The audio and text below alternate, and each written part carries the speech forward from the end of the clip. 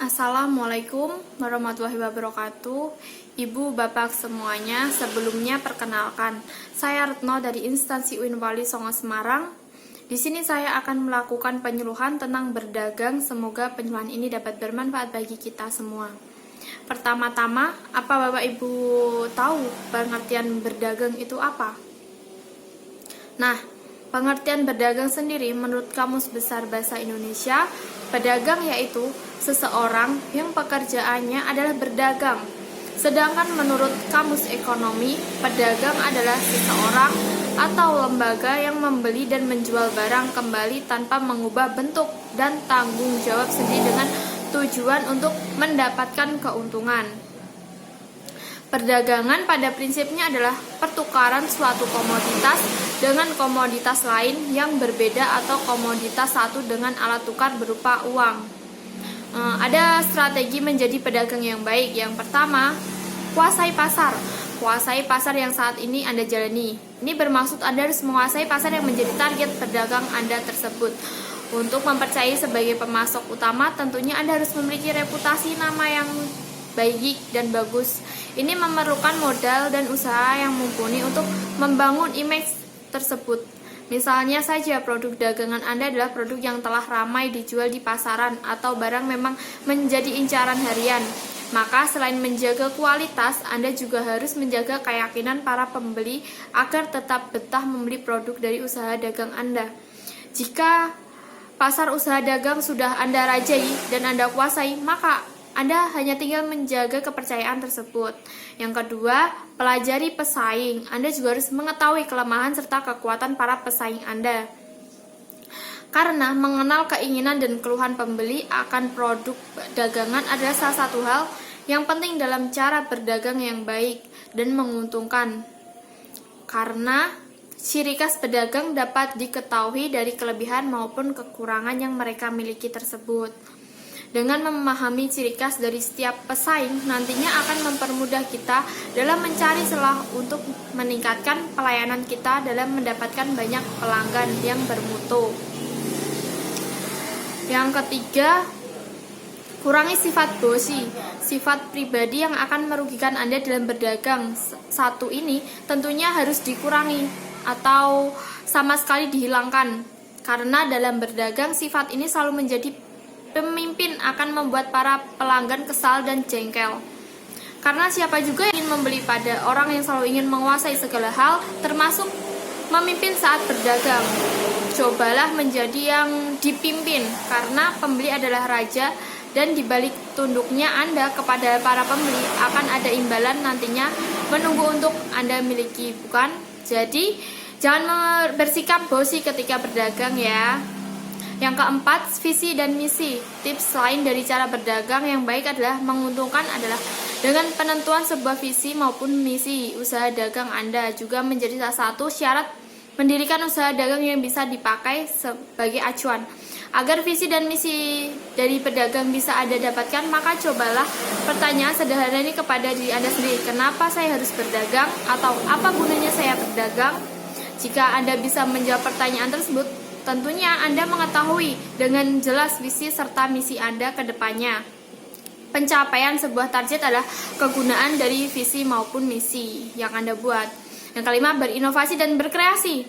Anda harus selalu kreatif agar pelanggan tetap setia bersama dengan usaha dagang Anda dan membeli produk Anda, bukan? Ini yang adalah salah sebuah daya tarik bagi dagangan Anda agar laris dan sukses di pasaran. Lakukan berupa inovasi maupun kreasi yang tidak sama dengan pesaing. Anda harus memiliki ciri khas tersendiri di mata pelanggan. Usaha Anda akan mudah hancur oleh perkembangan zaman jika Anda mengalami perubahan yang pasti. Jadi, jangan monoton dan statis dalam sebuah usaha ya, ibu bapak semuanya. Yang keenam, kerja keras. Tidak ada yang memungkiri bahwa sebuah kesuksesan tidak luput dari kerja keras pelaku usaha tersebut. Jika Anda ingin dagangan Anda menjadi laku dan menguntungkan, Anda harus lebih bekerja keras dan berusaha semaksimal mungkin, karena belum pernah ada hasil yang mengkhianati usaha, bukan? Inilah mengapa seseorang pengusaha atau pedagang sukses tidak luput dari kisaran usaha yang pernah ia lakukan sebelumnya. Seperti cara jualan baju agar cepat laku, Anda harus tetap berinovasi agar nantinya dagangan Anda laku dan menguntungkan. Kemudian yang ketujuh, hobi. Jangan menganggap dagangan adalah sebuah keharusan. Namun cobalah membuat dagang menjadi sebuah hobi yang akan Anda jalankan dengan senang hati. Bukankah menjalankan sebuah hobi akan lebih menyenangkan ketimbang Anda harus terpaksa melakukannya? Ya, cobalah untuk santai namun target dengan adanya penentuan sebuah misi. Namun Anda bisa menjalaninya tanpa harus terlalu tertekan, karena sesuatu yang terlalu berlebihan juga tidak menghasilkan hal yang baik seperti yang diharapkan. Yang ke-8, keramahan dan sikap menjual. Jika Anda bertanya apa yang disukai oleh pelanggan atau pembeli, salah satunya adalah sikap ramah yang dimiliki. Sikap menjual dagangan yang baik akan selalu mendapat respon positif dari pasaran. Bagaimana tidak, semua orang akan lebih memilih perdagangan dengan pedagang yang ramah dari seseorang yang tidak enak perilakunya, dan tidak beretika. Yang ke-9, cekatan. Ini juga menjadi salah satu sifat yang memudahkan Anda mendapatkan keuntungan dalam berdagang. Mungkin Anda bisa menjalankan usaha berdagang sebagai sebuah hobi dan bersantai. Namun, ketika Anda mendapatkan pembeli yang ramai, masih bolehkah untuk bersantai? Jawabannya tentu saja tidak. Anda tidak boleh mengabaikan dan membiarkan mereka menunggu lama, karena tidak ada seorang pun yang menyukai aktivitas menunggu. Yang ke-10, sabar.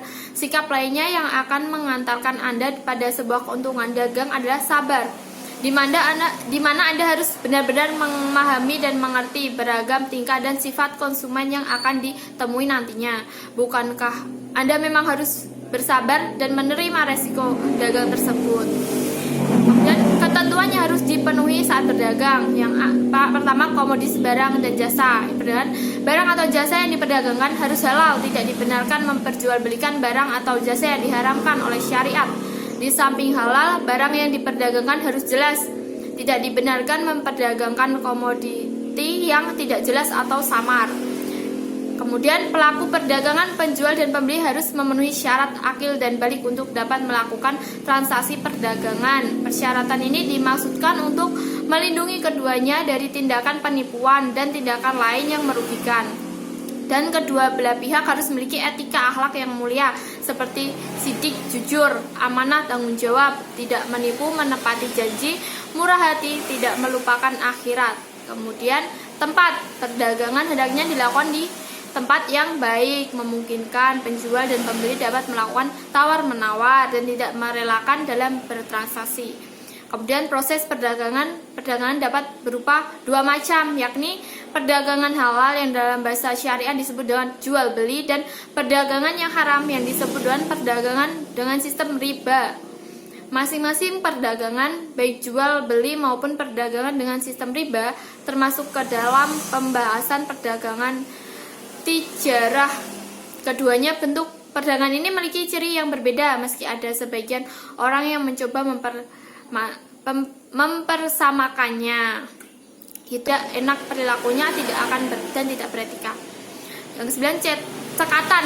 Ini juga menjadi salah satu sifat yang memudahkan Anda mendapatkan keuntungan dalam berdagang. Mungkin Anda bisa menjalankan usaha berdagang sebagai sebuah hobi dan bersantai. Namun, ketika Anda mendapatkan pembeli yang ramai, masih bolehkah untuk bersantai? Jawabannya tentu saja tidak. Anda tidak boleh mengabaikan dan membiarkan mereka menunggu lama, karena tidak ada seorang pun yang menyukai aktivitas menunggu. Yang ke-10, sabar. Sikap lainnya yang akan mengantarkan Anda pada sebuah keuntungan dagang adalah sabar. Di mana Anda harus benar-benar memahami dan mengerti beragam tingkah dan sifat konsumen yang akan ditemui nantinya. Bukankah Anda memang harus bersabar dan menerima resiko dagang tersebut? Dan ketentuannya harus dipenuhi saat berdagang. Yang pertama, komoditi barang dan jasa. Barang atau jasa yang diperdagangkan harus halal, tidak dibenarkan memperjualbelikan barang atau jasa yang diharamkan oleh syariat. Di samping halal, barang yang diperdagangkan harus jelas. Tidak dibenarkan memperdagangkan komoditi yang tidak jelas atau samar. Kemudian pelaku perdagangan, penjual dan pembeli harus memenuhi syarat akil dan balik untuk dapat melakukan transaksi perdagangan. Persyaratan ini dimaksudkan untuk melindungi keduanya dari tindakan penipuan dan tindakan lain yang merugikan. Dan kedua belah pihak harus memiliki etika akhlak yang mulia seperti sidik, jujur, amanah, tanggung jawab, tidak menipu, menepati janji, murah hati, tidak melupakan akhirat. Kemudian tempat perdagangan hendaknya dilakukan di tempat yang baik, memungkinkan penjual dan pembeli dapat melakukan tawar-menawar dan tidak merelakan dalam bertransaksi. Kemudian proses perdagangan dapat berupa dua macam, yakni perdagangan halal yang dalam bahasa syariah disebut dengan jual beli, dan perdagangan yang haram yang disebut dengan perdagangan dengan sistem riba. Masing-masing perdagangan, baik jual beli maupun perdagangan dengan sistem riba, termasuk ke dalam pembahasan perdagangan tijarah. Keduanya bentuk perdagangan ini memiliki ciri yang berbeda, meski ada sebagian orang yang mencoba mempersamakannya. Itu yang dapat saya sampaikan. Semoga bermanfaat bagi Bapak Ibu semua. Semoga dipraktekkan dalam berdagang. Kurang lebihnya saya mohon maaf bila ada salah kata. Wabillahi taufiq wal hidayah. Wassalamualaikum warahmatullahi wabarakatuh.